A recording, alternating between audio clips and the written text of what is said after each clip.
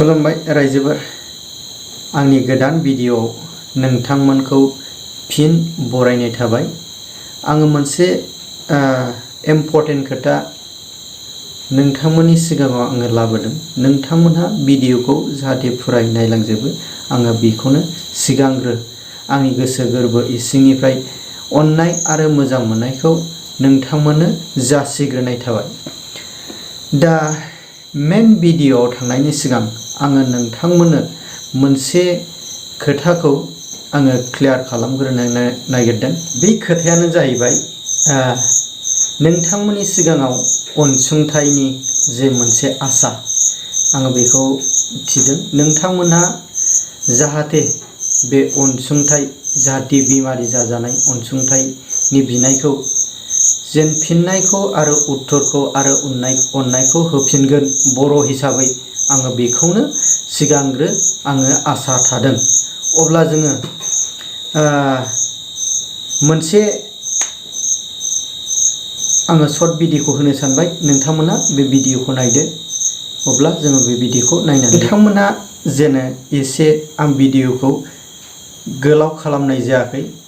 नोंथांमोना जेन भिडिअखौ नुबाय जे प्रेसार स्ट्रक जानानै मानसिया जेबो हुस गैया, उन्दुनाय समावनो गोलैदों।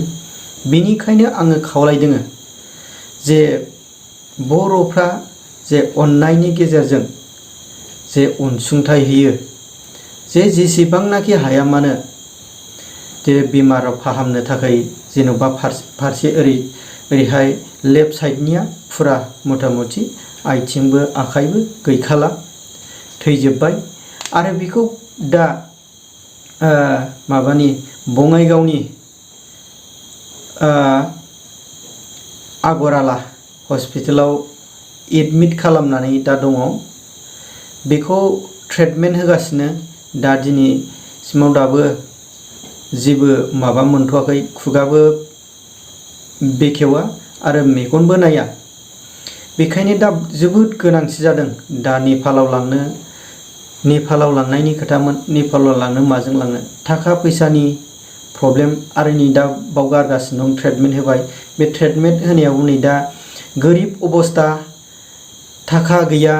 बेखायनो रायजो राजा आइ आफामोनहा जाहाथे बेनो अनसुंथाइ होयो, जे बेनि जेन मेन आङो गामिफोरखौ आङो खिथानो सानदों।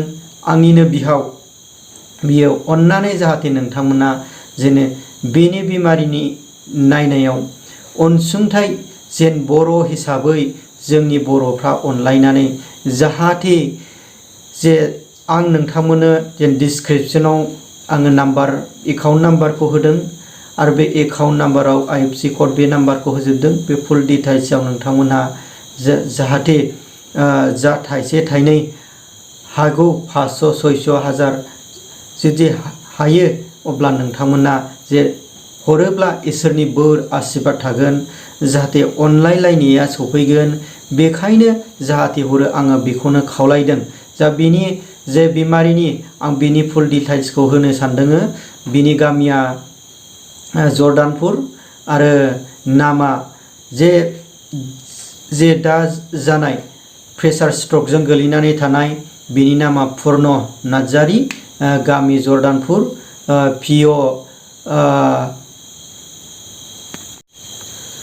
पिअ'आ बिसमुरि, डिस्ट्रिक्ट क'क्राझार।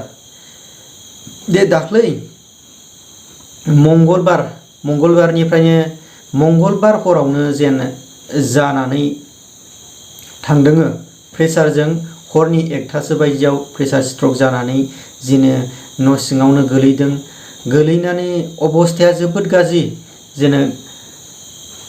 जे डक्टरनाव लाबोबाय, डक्टरनाव सोंबाय एडमिट खालामनानै, डक्टरा बेनि खावसे आथिं आखाइ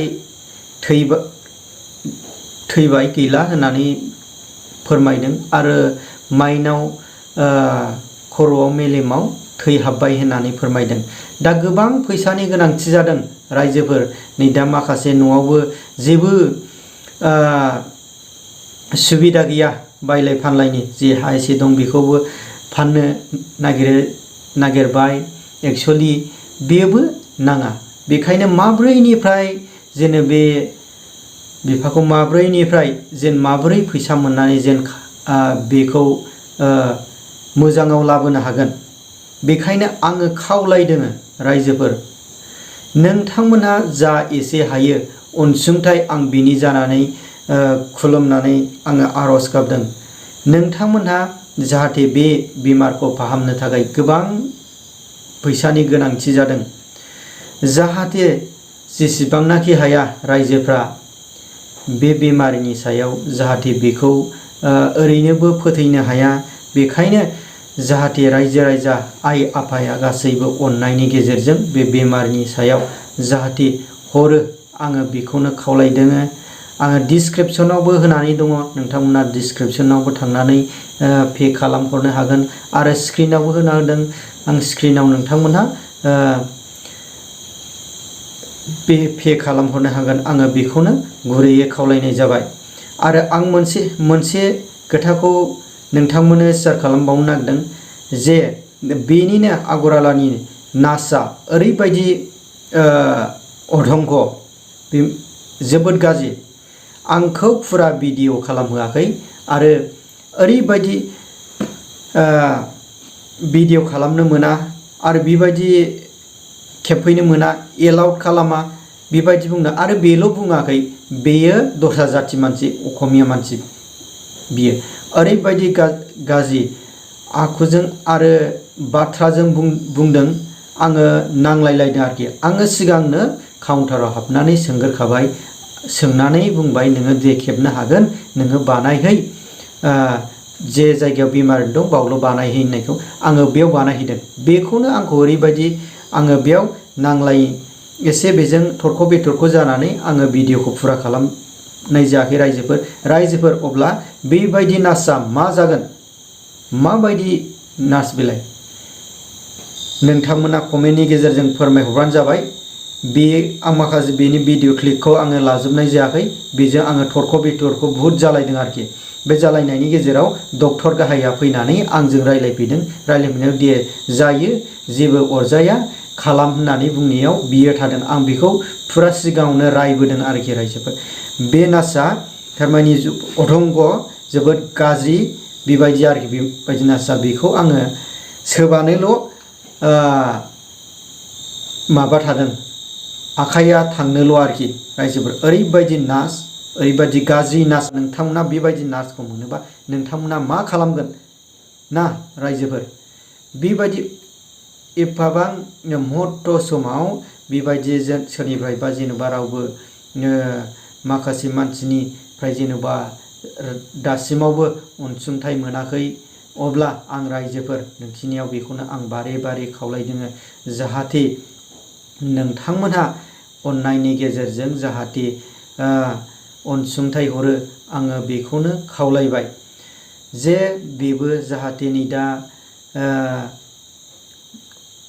हरसेयावनो बेखौ माबायाव दोननाय जादों, आइसिइउआव दोननाय जादों। आरो बेखौ रुमाबो जोबोद एक्सट्रा रुम दोननाय जादों। बेबायदि दोनाबा बुहुद सिरियास, गासिबो माबाजों अक्सिजेन, नै दाथ' अक्सिजेन बाहायबावबाय, अक्सिजेन बाहायगासिनो दङ। गासैखौबोनो जाहाथे बेनियाव गोबां फैसानि गोनांथि जादों। नै दासिमावबो बहुद मानसिनाव खावलायदोंबाबो रावनिफ्रायबो दाबो थाइसेबो मोनाखै। बेखौ मा रोखोमै जेन'बा फाहामनो हागोन ना रायजो राजा नोंथांमोना? आं नोंथांमोननि सिगाङाव बेखौनो खावलायदों गुरैयै, जाहाथे नोंथांमोना जेसेबांनाखि हाया नोंथांमोना बे एकाउन्ट नाम्बाराव फैसाखौ जाहाथे अननायनि गेजेरजों जाहाथे नोंथांमोना आंनाव बियाखै, जाहाथे बेखौ हरोबा आंनिफ्राय मोनसे जेन'बा इसोरनि बोर आशीर्बाद थागोन होननानै जाहाथे साननायनि गेजेरजों नोंथांमोना जाहाथे बेनो बे बेमारिनि नामाव जाहाथे सोखा जानायखौ मोनो, जाहाथे बेनि बेमारा मोजाङै सुस्थ'थायाव फैयो। आङो बेखौनो खावलायनानै नोंथांमोननिसिम आंनि जे बुंनाय बेखौ एसेयावनो फोजोबबाय। गोजोन